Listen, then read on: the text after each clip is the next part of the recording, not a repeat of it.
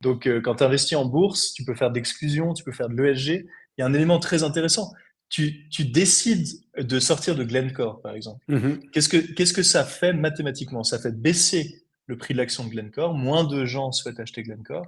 Des personnes ou des investisseurs moins scrupuleux achètent une société extrêmement rentable à un prix plus bas et profitent pendant plus longtemps de rentes Mhm. qui sont dans des industries noires ou grises. Donc moi, je ne crois pas du tout à l'exclusion. Je pense beaucoup plus qu'il faut aller travailler avec les acteurs polluants. Et c'est Shell, c'est Mercuria, c'est Glencore. Juste des exemples, mais c'est ces sociétés-là qu'on aime bien oublier, mais qui sont à l'origine des chaînes de valeur de tout ce qu'on consomme.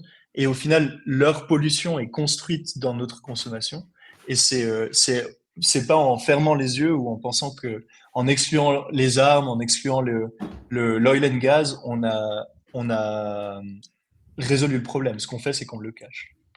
Il y a peut-être une question à laquelle tu me fais penser, quand j'étais encore dans le domaine de l'aviation, ce qui arrivait très fort, c'était les Sustainable Aviation Fuel, qu'on appelle les Ouais, SAF, ça et c'est aide. assez Ouais. intéressant à plusieurs niveaux parce que d'une part, bon, bah, c'est un peu hybride dans la mesure où l'aviation, bah, c'est un des secteurs, polluants. Alors c'est une solution, mais dans un secteur polluant, mais d'autre part, c'est aussi des usines et qui demandent des centaines de millions d'investissements et où même quand les États viennent avec quelques dizaines de millions, ils disent: «Bon, bah, voilà». Donc il y a tous ces effets de levier qui sont extrêmement durs à avoir.